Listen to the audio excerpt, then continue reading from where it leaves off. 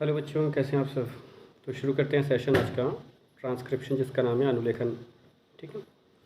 तो बेटा, अनुलेखन के अंदर जो है वो कई सारी चीज़ें दी हुई हैं, और ये अनुलेखन का जो पार्ट है वो आपके आरएनए के बाद में आता है। जब हम लोग आरएनए पढ़ लेते हैं तो उसके बाद में आता है अनुलेखन। एक्चुअली मेरे को टाइम नहीं मिला आरएनए की स्लाइड बनाने का, तो अनुलेखन की स्लाइड में पहले बना चुका था, इसीलिए मैं आज इसी को स्टार्ट करता हूँ। आरएनए जो है वो नेक्स्ट टाइम पे अपन लोग पढ़ लेंगे। ठीक है। तो शुरू करते हैं सेशन। दिया हुआ है, अनुलेखन के बारे में थोड़ा सा पढ़ेंगे और जानेंगे कि आखिर अनुलेखन होता क्या है। तो अनुलेखन जो है वो प्रोटीन के निर्माण के लिए एक डीएनए का विशिष्ट एक अनुक्रम होता है, और डीएनए के निर्माण के लिए एक आरएनए की आवश्यकता होती है। अतः डीएनए को टेम्पलेट के रूप में प्रयोग किया जाता है और आरएनए का निर्माण किया जाता है। इसी प्रक्रिया को ही अनुलेखन कहते हैं। यानी अनुलेखन का मतलब हम क्या कह सकते हैं, इसका मतलब हम ये कह सकते हैं कि यदि कोई कार्य हो रहा है तो उसका जो लेखा जोखा जो तैयार हो रहा है, यानी जो भी चीज़ें बन रही हैं, जो उसकी नकल बन रही है, जो उसकी प्रतिलिपि या फोटोकॉपी बन रही है, इसी को ही हम लोग क्या कहते हैं, अनुलेखन कहते हैं। ठीक है। जब हम लोग और आगे पढ़ेंगे, और दूसरी चीज़ की जब अभी हम एक एनिमेशन डाल देंगे, उस एनिमेशन के माध्यम से जब आप पढ़ोगे ना तो उस चीज़ को थोड़ा सा और आसानी पड़ेगी। ठीक है। तो एनिमेशन हम डाल देते हैं और उसके बाद हम लोग आइए देखते हैं एनिमेशन के माध्यम से किस तरह से कैसे हो रहा है सारा काम। जैसे कि हमें ये दिखाई पड़ रहा है, ये डीएनए हमारा, और डीएनए में ये हिस्सा जो दिखा रहा था वो जीन था। इसमें दो हिस्से दिखाए जा रहे हैं, जिसमें प्रोमोटर रीजन और टर्मिनेटर रीजन की बात करी जा रही है। यानी यहाँ से शुरुआत होगा और यहाँ पर होकर ख़त्म। यहाँ से शुरुआत होती है, और ये शुरुआत जब होती है इसकी, तो ये आरएनए पॉलीमरेज जो है वो क्या करता है कि छोटे छोटे से खंडों का निर्माण करना शुरू करता है, और उससे पहले वो डीएनए के जो बीच का जो भाग होता है ना, उसको ओपन कर देता है। ओपन करने के बाद में डीएनए पॉलीमरेज जो है वो धीरे धीरे से जुड़ना शुरू हो जाते हैं आरएनए के मॉलिक्यूल्स, और यह जुड़ करके अंत तक जहाँ पे टर्मिनेटर वाला सेक्शन दिया है वहाँ पे जाकर के रुक जाते हैं, और रुक करके यहाँ से जो है एमआरएनए जो है, मैसेंजर आरएनए जो है, जो बना हुआ था, इसके कितने भाग होते हैं, तो इसके दो भाग होते हैं। पहले वाले भाग को बोलते हैं एक्सॉन, जो कि कोडिंग वाला भाग होता है, और दूसरा होता है एंट्रॉन, जिसको हम लोग नॉन कोडिंग वाला भाग बोलते हैं। ठीक है।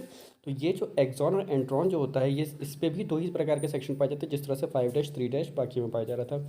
अब इनमें क्या हो रहा है कि ये जो है वो एक क्या बनाते हैं, स्प्लिक्सोम बनाते हैं, और ये स्प्लिक्सोम जो है ये बन करके बाहर निकल जाता है, जो कि एक छोटा सा खंड होता है। अब ये एमआरएनए जो अभी बाहर निकला है, वो निकला है कहाँ से, कोशिका के केंद्रक से बाहर निकला है, और ये केंद्रक से बाहर निकल के ये एमआरएनए जो है वो क्या कर रहा है, ये कोडोन वाली संरचना है। यहाँ से जब हम लोग देखते हैं तो इसमें दिया हुआ है कि एक स्टार्ट कोडोन, यानी यहाँ से स्टार्टिंग होती है कोडोन की और यहाँ पर स्टॉप हो जाता है कोडोन। इस प्रकार से होता है आपका रेप्लिकेशन। ठीक। तो आगे दिया हुआ है क्या, कि अनुलेखन इकाई जो है क्या होती है, अनुलेखन की इकाई जैसे लिखा हुआ है यहाँ पर कि डीएनए का वह खंड जिसके अनुलेखन से केवल एक आरएनए का निर्माण होता है, यानी सिर्फ आरएनए का एक छोटा सा खंड जो है वो तैयार हो रहा है, तो उसको हम लोग क्या कहते हैं, अनुलेखन की इकाई कहते हैं, जैसे कि आपने लास्ट अभी एनिमेशन में देखा। ठीक है।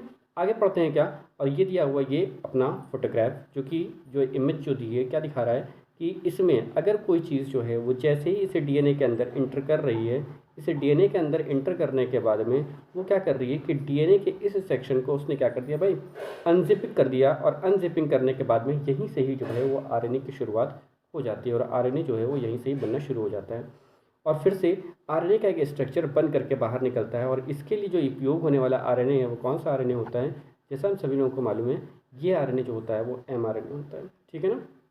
आगे दिया हुआ है कि अनुलेखन इकाई में भाग जो होती है वो क्या क्या चीज़ें लेती हैं, जैसे कि हम लोगों को पता है कि आरएनए पॉलीमरेज जो होता है वो इसमें भाग लेता है, साथ ही साथ जो एमआरएनए होता है वो इसमें भाग लेता है, साथ ही साथ जब ये पूरा सेक्शन कंप्लीट हो जाता है आपके क्या बोलते हैं अनुलेखन का, तो जो आरएनए के जो पॉलीमरेज जो होते हैं ना, उस प्रक्रिया को समाप्त करने के लिए यही लास्ट में जो है वो कोडिंग का काम करते हैं।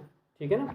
तो ये सारी चीज़ें जो होती हैं वो इसके अंतर्गत आती हैं। ये देखिए फोटोग्राफ जो आपका लास्ट वाला था, उसने यहाँ पे देखिए, यहाँ पे क्या दिया है कि इनकॉगुलेशन हुआ, इनकॉगुलेशन होने के पश्चात में जो चीज़ अंदर पहुंची, यहाँ पे सिग्मा फैक्टर जो था वो बाहर आ गया। आगे जाकर के क्या हुआ कि ये वाला स्ट्रक्चर यानी डीएनए का जो स्ट्रक्चर होता है क्या हो गया, बड़ा हो गया, यानी अनजिप हो गया वो, और अनजिप होने के बाद में यहीं से ही आरएनए जो है वो शुरुआत यहीं से ही होना शुरू हो गई। देखिए ये दिया हुआ है, आरएनए की शुरुआत जो है वो यहीं से होना शुरू हुई, और कुछ समय बाद आरएनए के जो छोटे छोटे खंड थे वो क्या हो गए भाई, इससे अलग हो गए।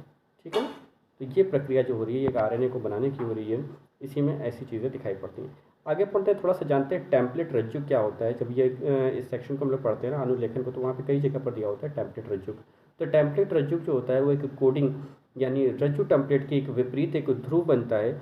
वो डीएनए के आरएनए पॉलीमरेज के ऊपर निर्भर करता है जब पॉलीमराइजेशन की प्रक्रिया होती है, यानी जब 5' से 3' की तरफ हम लोग बढ़ते हैं, या जब 3' से 5' की तरफ बढ़ते हैं, तो एक रज्जु जो है वो छोटे छोटे खंडों में जुड़ना शुरू होता है और इन्हीं रज्जुकों को हम लोग क्या कहते हैं भाई, टेम्पलेट कहते हैं। ठीक है, बात समझ में आ रही है ना। थोड़ा सा और आगे पढ़ेंगे, दिया हुआ है क्या कि डीएनए के अनुलेखन के भाग जो होते हैं वो कितने होते हैं। जैसे हमने देखा कि अनुलेखन जो है वो डीएनए से आरएनए का निर्माण करता है।